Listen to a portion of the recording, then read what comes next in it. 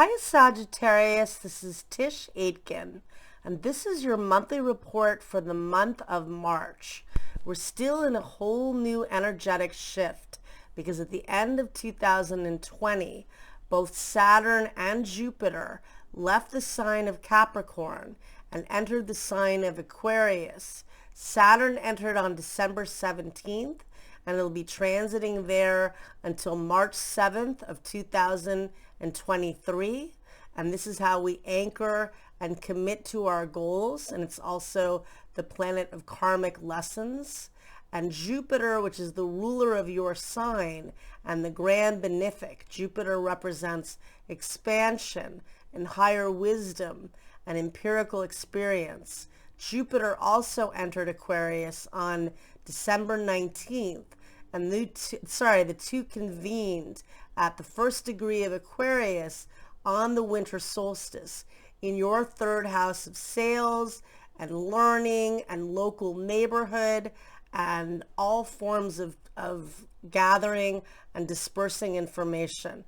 And you're already a perennial student, so this is a very exciting time to really learn about all sorts of things. Aquarius is a sign of brilliance. It's a very rebellious sign, but it's very brilliant and very futuristic. So there's a lot to learn. And for you, Saturn's going to be transiting in this house the next couple of years until March 7th of 2023.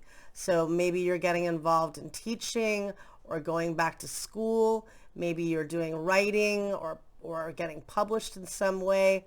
And Jupiter, which is the planet of expansion, is going to be in this sector of your chart on and off until December 29th. And this is an excellent time for also getting involved in your local neighborhood as we all rebuild, because Aquarius is very centered on community and groups and helping people come together in this time. Now, at the beginning of the month, Mars, which has been transiting in your house of work and daily routine since January 6th, enters your house of relationships. It enters the sign of Gemini, which is your opposite sign, and it'll be there until April 24th. And this is a time of partnering with many in many different ways. If you're single, it's an excellent time for meeting people.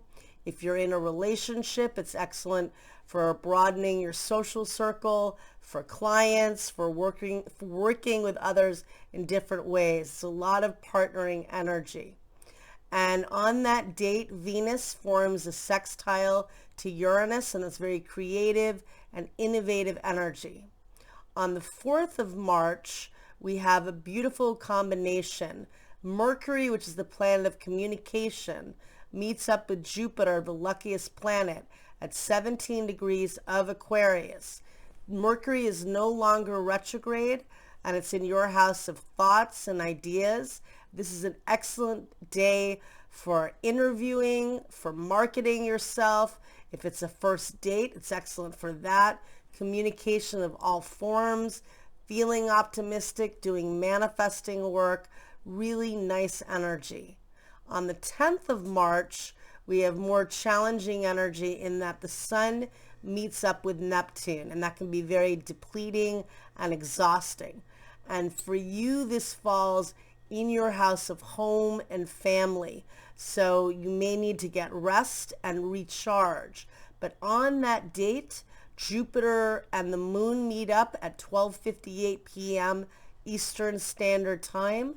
The moon will be in Aquarius in your house of thoughts and perception. And that's an excellent day for resting and recharging and doing creative pursuits and also manifesting. On the 13th of March, we have a new moon that takes place at 5:21 a.m. Eastern Standard Time at 23 degrees and 4 minutes of Pisces. And this falls in your house of home and family. And this is an excellent new moon for setting intentions on getting your needs met, on fixing up your place. We do have a lot of planets in your house of home and family in the beginning of the month. Venus, the Sun, and Neptune are all transiting in this sector of your chart. So a lot of focus around maybe beautifying your environment at home. Maybe you're working from home and you're trying to be productive and getting organized. And this new moon will help to bring a lot of new opportunities. If you have your own business, this is excellent for new things coming in and just new beginnings with getting your needs met. And on that day, later in the day, at 11:08 p.m. Eastern Standard Time, Venus meets up with Neptune.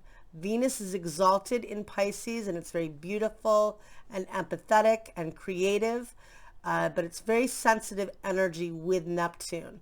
Neptune rules the sign of Pisces. So this is a very creative energy, but it's also probably very sentimental and emotional. But excellent day for initiating new beginnings, particularly around home, real estate, and security. On the 15th of March, Mercury enters Pisces, where it'll be transiting until April 3rd. And this will be transiting in your sector of home and family and real estate. Excellent time for getting organized. On March 17th, we have a very nice energy. Mars, which is transiting in your house of relationships, forms what's known as a sextile, an aspect of opportunity, to Chiron, the wounded healer. And this is a very healing energy around relationships, very nice energy to work with others. And on the following day, on the 18th, there's very nice energy around love and money. The moon will be exalted in Taurus, and it forms a sextile to both Venus and Neptune. And that's very creative and romantic energy. Venus rules the sign of Taurus, but also on that date at 1:20 p.m. Eastern Standard Time, Venus sextiles Pluto. Venus will still be in Pisces, where it is exalted, and this is a very passionate energy. It's excellent for financial endeavors and good for feeling happier and empowering yourself, and it's a very nice energy.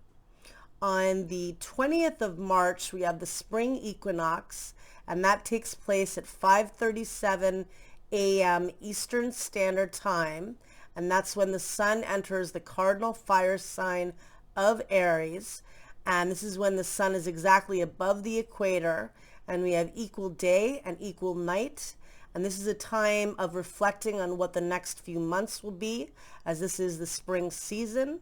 And also it's the beginning of the astrological new year. So it's a time of initiating new beginnings, and it's, a special day. And on that date, the sun is conjunct Chiron, the wounded healer. It's a wide orb of 8 degrees, but nonetheless, it pronounces the wounds that we're all feeling, and honoring that energy as we rebuild and initiate in this new era of Aquarius. And Venus is also exalted, but it's conjunct Neptune, also at an 8-degree orb, in your house of home and security, honoring those that are no longer with us, and the sensitivity and emotions we all will be feeling on this date. But this is a time, we're in the age of Aquarius. There's a lot of energy for all of us to connect and invent new opportunities. On the 23rd of March, Mars squares Mercury in the sky, and Mars is transiting in your house of relationships. So there could be some fights with people or a little bit of conflict. Good energy for getting things done. On the 25th of March, or the 26th, depending on when you live, we have a beautiful aspect around love. We've got Venus meeting up with the sun at 5 degrees of Aries in your house of romance and creativity. That's a beautiful energy around really focusing on what you love and what you value. And this takes place at 11:58 p.m. Pacific Standard Time on March 25th, and at 2:58 a.m. Eastern Standard Time on March 26th. It's a really creative, beautiful energy. It falls in your house of romance and joy and love affairs. So really target that date. On the 28th, we have a full moon that takes place at 2:48 p.m. Eastern Standard Time at 8 degrees and 18 minutes of Virgo. And this falls in your house of career. Perhaps this brings a culmination to something you've been working on professionally and brings completion to a project. It's going to be a rocky full moon because it sets off the lunar eclipse that took place on November 30th at 8 degrees and 38 minutes of Gemini. And also on that date, Venus and Chiron, the wounded healer, are conjunct in your house of romance. So there definitely could be vulnerability and wounds around love. And it's an emotional full moon, hopefully a productive one professionally for you. On the 29th, the sun meets up with Chiron, the wounded healer, in your house of romance and creativity. And the sun will be transiting in that house for you until April 19th. So it's fun in general for romance and creativity, but on the 28th or the 29th, maybe not so much. On the 30th, Venus forms a sextile to Saturn, and that helps bring more stability with relationships and emotions. And then on the 31st, the sun forms a sextile to Saturn, bringing more structure and stability. There's a lot to work with. You're very busy. You have a lot to deal with, a lot around partnering, and a lot around learning and teaching and home. So I wish you a lot of luck, Sag. Thank you.